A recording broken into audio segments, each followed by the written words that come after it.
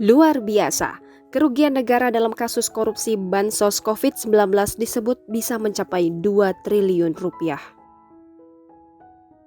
Di tengah pandemi COVID-19 yang masih menimpa Indonesia, nyatanya ada sejumlah oknum yang memanfaatkan momen tersebut untuk melakukan korupsi. Salah satunya ialah bantuan sosial COVID-19.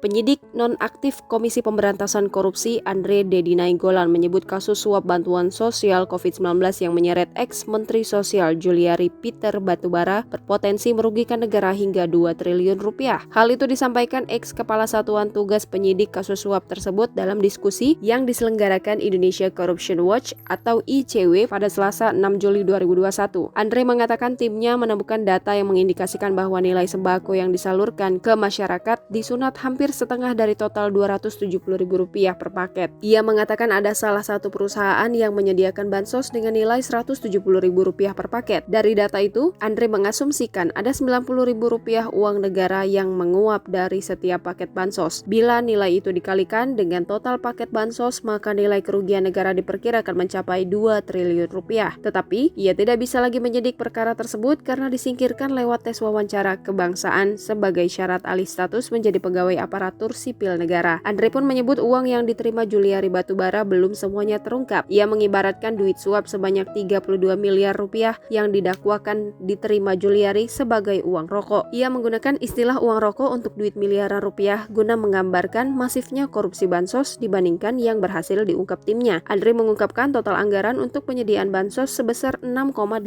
triliun rupiah. Sementara, uang yang diduga diterima Juliari dan kawan-kawan hanya sekitar 0,5% dari total anggaran tersebut. Jaksa Penuntut Umum KPK sebelumnya mendakwa Juliari Batubara menerima suap sebesar 32,4 miliar rupiah dari para pengusaha yang menggarap proyek pengadaan bansos untuk penanganan COVID-19.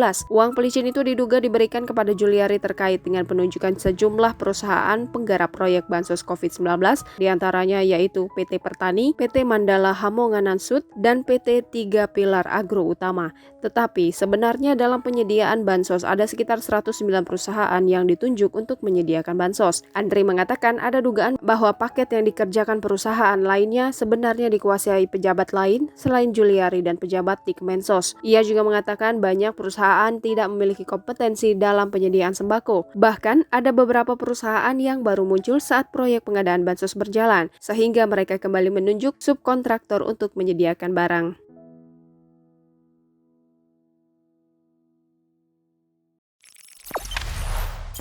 Jangan lupa subscribe, share, komen, dan like ya!